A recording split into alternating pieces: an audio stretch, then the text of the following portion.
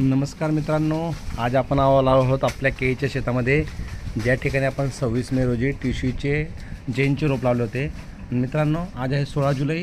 आपण पावसाची प्रतीक्षा करत होतो, त्यामुळे आपण आपल्या केळीच्या झाडाची गोंडे छाटणी केली नाही. आपण केळीचे झाडं छाटले नाही आणि पीलबागसुद्धा ठेवला नाही. तर आज आपण मित्रांनो आपल्या मोळ्याहाटी एरियातले आपले सोमनाथ ठाकरे हे जे भाऊ आहेत यांचे जे 10 मजूर घेऊन आज आपल्या शेतात आलो आहोत मित्रांनो आपण. आणि आपण बघत आहोत की कशा पद्धतीने एक एक जे आपलं जुनं झाड आहे त्या झाडाला आपण पील साफ करून त्याचा कचरा साफ करून एका ओळीमध्ये टाकतो मित्रांनो. आणि ते सगळे पील जे आजूबाजूचे 4-5 पील आहेत ते कापून आपण एकच पील ठेवतो मित्रांनो. आणि नंतर जे केळीचे मोठं झाड आहे, जे आपलं जुनं झाड आहे ना, त्याचे सगळे पानं गोंडे छाटून आपण एका चारीमध्ये एका ओळीमध्ये टाकण्याचे काम करतो मित्रांनो. त्या दिवशी सकाळी आपण आपल्या या सगळ्या 10 मजुरांनी ज्या ड्रीपच्या ठिबकच्या नळ्या होत्या त्या सगळ्या काढल्या आणि काढून त्यांनी आता हे केळीची छाटणी सुरू केली मित्रांनो. बघा, आपण बघू शकतात आपले खूप सुंदर मजूर आहेत मित्रांनो. आपले मोडाई माता मंदिर परिसरातले मोड येथील हे सोमनाथ ठाकरे यांचे मजूर आहेत. आज 10 मजूर सकाळपासून कामाला लागले मित्रांनो.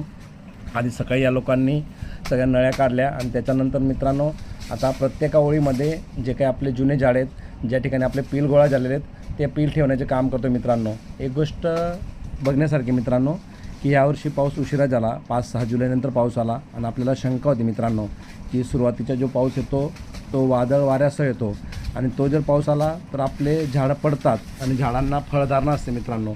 आणि यावर्षी भगवंताच्या कृपेने आपल्याला या बगीच्यामध्ये चांगल्या पद्धतीने भाव मिळाला मित्रांनो. भले आपला माल थोडा शॉर्ट होता मित्रांनो, रास कमी बसली, पण भाव देवकृपाने आपल्याला चांगला मिळाला मित्रांनो. आणि म्हणून आपण शेवटपर्यंत 26 मेच्या जो जैनचे आपण 5000 रोपं लावणी केले मित्रांनो, त्याला शेवटपर्यंत आपण ओढून आणला मित्रांनो. आणि आजच्या दिवशी आपण पील ठेवण्याची सुरुवात करतो आहे.